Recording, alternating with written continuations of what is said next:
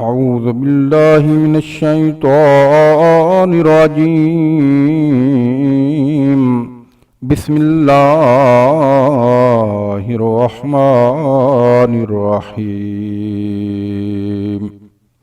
إنا أنزلنا التوراة فيها هدى ونور يحكم بها النبيون الذين أسلموا للذين هادوا والربانيون والأحبار بما استحفظوا من كتاب الله وكانوا عليه شهداء فلا تخشوا الناس واخشوني ولا تشتروا بآياتي ثمنا قليلا ومن لم يحكم بما أنزل الله فأولئك هم الكافرون.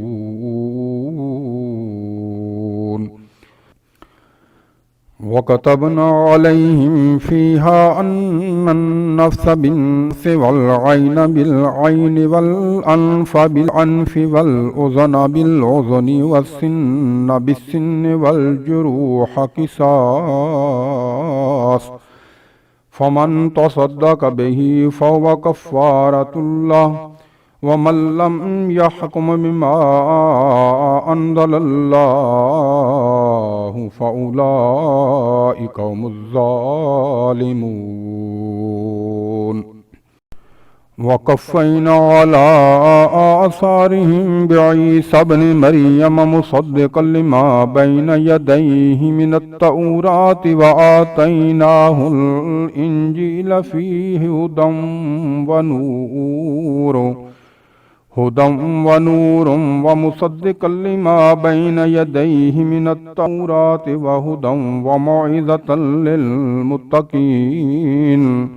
وليحكم أهل الإنجيل بما أنزل الله فيه، ومن لم يحكم بما أنزل الله فأولئك هم الفاسقون.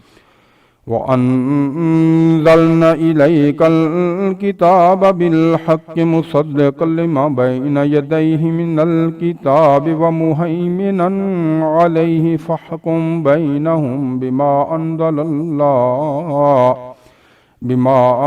أنزل الله ولا تتبع أهواءهم عما جاءك من الحق، لكل جعلنا منكم شرعة ومنهاجا ولو شاء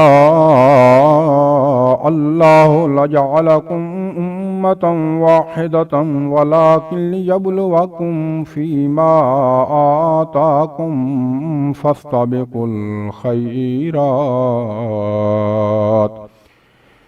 إلى الله مرجعكم جميعا فينبئكم بما كنتم فيه تختلفون. ونحكم بينهم بما أنزل الله ولا تتبع هواءهم واحذرهم أن يفتنونك عن بعض ما